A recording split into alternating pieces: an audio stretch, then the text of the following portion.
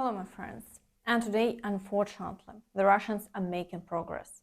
So military analyst and Professor Michael Clark said that Ukraine needs to hold out for another 6 months. Sky News: Ukraine's goal is to stay in the fight for another 6 months, after which the situation may improve.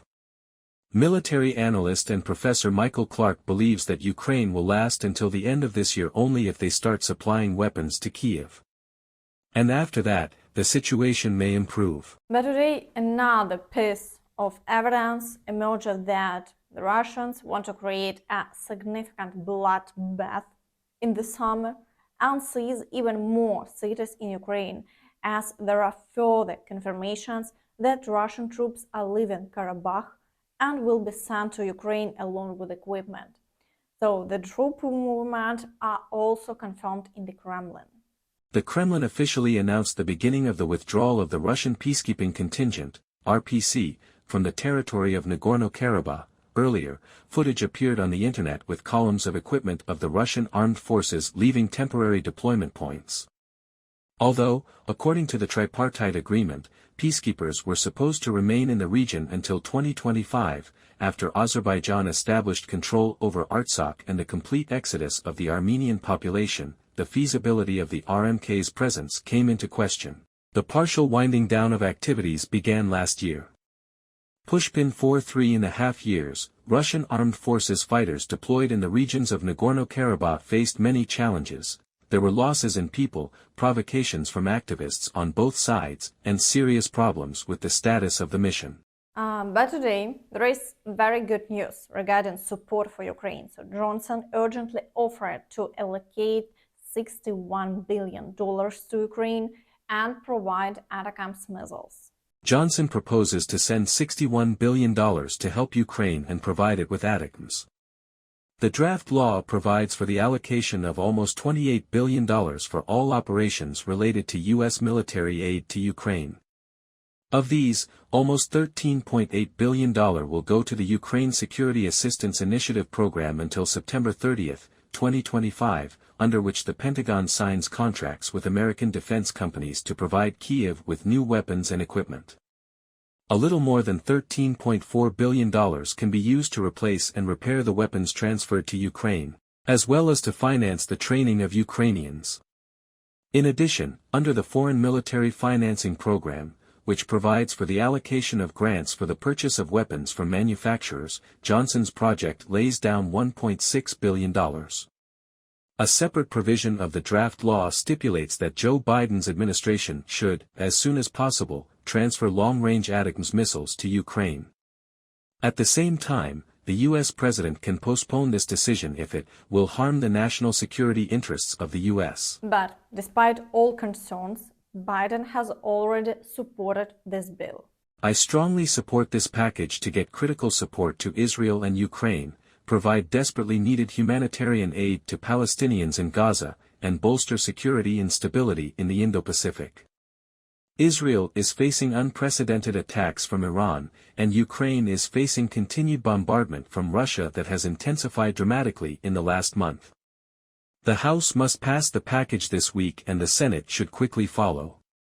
I will sign this into law immediately to send a message to the world: we stand with our friends, and we won't let Iran or Russia succeed. So it seems that very good news and even more destroyed occupiers will be soon forthcoming. But now we have to witness how the Russians advance on our territory. So in the direction of Chasiv Yar, the occupiers are conducting offensive actions in the Novyi microdistrict. And the General Staff, in its evening summaries, stated that attacks are underway on Chasiv Yar. Therefore, the designation of combat operations is right in the center of the city. So this once again demonstrates that the Russians are actively advancing closer to the city, and battles are already taking place within its limits. So attacks are also underway on Klishchiivka and in the areas of Georgiivka and Ivanivsk, but the Russians didn't achieve any successes yesterday, and the front line remains unchanged there. But The situation near Chasiv Yar remains extremely challenging.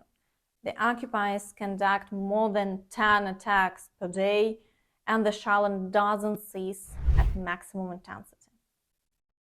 In the Avdiivka direction, the occupiers conducted 9 assaults. Unfortunately, after yesterday's successes in advancing by 2.5 kilometers, offensive actions are now taking place towards the populated area of Ocheretyne. So the situation is extremely complex, and the occupiers have begun to advance more actively. So this indicates a significant shortage of armaments in the Ukrainian armed forces to conduct powerful counterattacks. Additionally, battles are ongoing in the areas of Semenivka, Novobakhmutivka, Novokalinovo, and Pervomaiske. So the Russians are pushing with a wide front to prevent the Ukrainian forces from concentrating on a single settlement and repelling all attacks. Therefore, the situation is extremely challenging due to a lack of armaments. And obviously, there are few defensive lines as well. Therefore, the Russians are advancing from village to village without encountering major obstacles.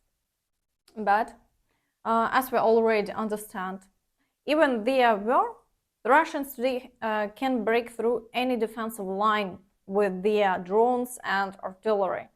So it's only a matter of time. So in the direction of Marinka, yesterday the occupiers managed to capture several streets in Krasnohorivka, and now there are street battles raging in the city. So the occupiers are attempting to seize the largest populated area on the way to Kurakhove. Additionally, battles are ongoing for Novomykhailivka. But here, the Ukrainian forces, as before, are holding their positions with all their might, and the fighting for the village continues. So within the day, the Ukrainian forces had to repel approximately 10 assaults. Attempts to expand the controlled territory near the village of Pobeda also continue, but the Russians haven't succeeded yet. In the Vuhledar direction, the occupiers continue shelling and attacks on Staromayorsk, but here, as before, they don't achieve any success.